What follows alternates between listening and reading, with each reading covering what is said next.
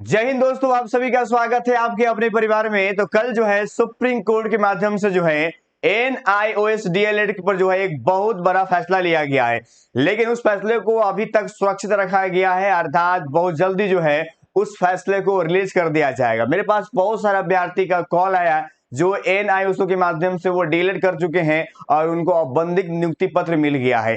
क्या अगर फैसला कुछ अगर मान लीजिए कि अगर एनआईओएस के अगर अगेंस्ट में आता है तो क्या उन पर प्रभावित करने वाला है या नहीं है, ये सब मामले पर बात करेंगे। और कल की सुनवाई में कितना ज्यादा बहस हुआ और खास तौर पर अगर हम बात करें तो एनआईओएस डीएलएड की ओर से कौन कौन पक्षकार वकील थे और कौन सी फैसला आने की प्रबल संभावनाएं हैं, और कह सकते हैं कि उस बंद डिब्बे में, मैं इसलिए बंद डिब्बा कह रहा हूं क्योंकि फैसला लगभग हो चुका है, बस उसे सुनाना बाकी अर्थात रिलीज करना बाकी है। आखिर क्या लोग एक्सपेक्टेड कर रहे हैं, बहुत लोगों ने बहुत तरह से उम्मीदें जताई हैं, लेकिन मेरे भी कुछ प्रश्न है जिसका हम उत्तर जो है वो हम आप लोग से लेना चाहेंगे। लेकिन सबसे पहले बात करते हैं कि कल जो बातें आई निकल करके, उसमें जो ऑर्डर आया उस ऑर्डर को हमने देखा तो उसमें स्पष्ट हो गया है कि कहीं ना कहीं ऑर्डर जो है वो आपका चेंजेबल दिखाई दे। चेंजेबल का मतलब हुआ कि कल सुनवाई भी हुई, बहुत लंबा बहस भी चला और बहस के बाद जो है उसके जजमेंट को जो है वो रिजर्व रख लिया। देख सकते हैं यहाँ पर उसके जो है जजमेंट को रिजर्व रखा गया है। ये सुप्रीम कोर्ट का एक कह सकते हैं ऑर्डर है,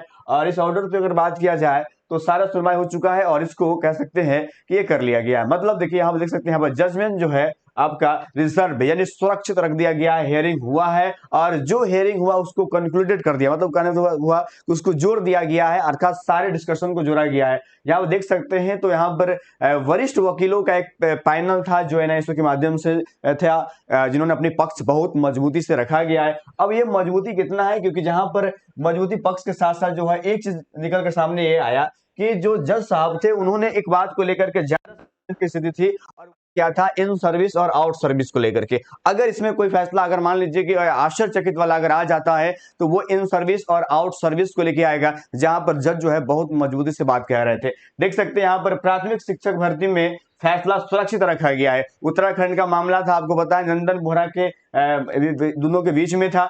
तो उत्तराखंड में प्राथमिक शिक्षा भर्ती को लेकर सुप्रीम कोर्ट में सुनवाई हुई है, और कह सकते हैं इस सुनवाई में उत्तराखंड में प्राथमिक शिक्षक भर्ती को लेकर मंगलवार को सुप्रीम कोर्ट में 3 घंटे से अधिक समय तक सुनवाई चली है। इसके बाद सुप्रीम कोर्ट के ने शिक्षक भर्ती पर फैसला सुरक्षित रखा है। उत्तराखंड के पूर्व महाधिवक्ता जो है और सुप्रीम कोर्ट के वरिष्ठ अधिवक्ता जो है यूके आपको न्यायालय जो है मुताबिक दीपावली के बाद जो है इसका फैसला आ सकता है। यानी अप्रोक्सीमेट ये बात भी कह दी गई है कि दीपावली के बाद जो है ये फैसला देखने को मिलेगा। उत्तराखंड शिक्षक भर्ती की प्रक्रिया थी, ये सारी चीज हम कई बार आप लोग बता चुके हैं, उसके अगेंस्ट में है। और ये मामला जो है रेगुलर डीएलएड और रेगुलर बीएड जो है कह सकते हैं इनके कह सकते हैं कि अपना कह सकते हैं कि मजबूती से पक्ष वो भी रखे हैं, और यहाँ पर एनआईओएस वाले हैं। ठीक है, दोनों चीजें बात निकल के सामने आ रही है। अब यहाँ पर जो फैसले होने की प्रबल संभावना, ये तो आपने समझ लिया कि भाई जजमेंट हो चुका है, वो आ जाएगा।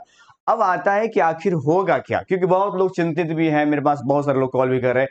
देखिए यहाँ पर मामला दो चीज का है, जहां पर 18 मंथ की बात कही जा रही है, ठीक है। दूसरी बात यह है कि इन सर्विस या आउट सर्विस है, यहां पर जो है इन सर्विस होने की ज्यादा प्रबल संभावना है। लेकिन आपने एक बात जरूर देखा भी होगा कि बिहार के अन्य ऐसे बहुत सारे राज्य हैं जिन्होंने इस एनआईओएस को उन्होंने 24 मंथ का माना था, और उन्होंने इस के माध्यम से उन्होंने ज्वाइनिंग भी दिया था। अगर सपोज मानिए कि अगर इस कोर्स को 18 मंथ का डिक्लेयर कर दिया जाए इस फैसले में, ठीक है, और अगर मान लीजिए इसको 2 वर्षीय नहीं माना जाए, ऐसे कह सकते हैं कि इन सर्विस वाला माना जाए, तो ऐसे बहुत सारे लोग हैं जो 6 फेज में और इससे पहले भी लोग ज्वाइन हो चुके हैं इस एनआईओएस के माध्यम से। क्या वो सभी निरस्त हो जाएंगे या इसको आगे से लागू किया जाएगा, ये सब देखने वाला बात होगा। लेकिन यहाँ पर इसकी वैलिडिटी की बात हो रही है, तो 18 मंथ का कोर्स जो है, जो आज अगर हो जाएगा तो इससे पहले भी 18 मंथ का कोर्स ही था। ठीक है, तो यहाँ पर कुछ परिवर्तन देखने को मिलेगा, आखिर क्या है ये मुझे भी नहीं पता। लेकिन थोड़ा सा एज तो मैं कहूंगा कि एनआईओएस के थोड़ा सा अगेंस्ट है, मतलब उनके लिए थोड़ा सा खतरा है। लेकिन वो खतरा क्या है ये तो जब फैसले आ जाएंगे तो पता चल जाएगा। लेकिन हाँ, 18 मंथ को लेकर के जज साहब की अपनी प्रतिक्रिया भी है, और इन सर्विस को लेकर के अगर ये सब मामले को लेकर के अगर पूरा फैसला होगा तो फिर आप समझिए कि कहीं ना कहीं खतरा है। बाकी देखेंगे आखिर आगे क्या होता है, लेकिन आपकी प्रतिक्रिया क्या है ये मुझे जरूर बताइएगा। मिलेंगे आपसे नेक्स्ट वीडियो में, इतना ही। जय हिंद, जय भारत।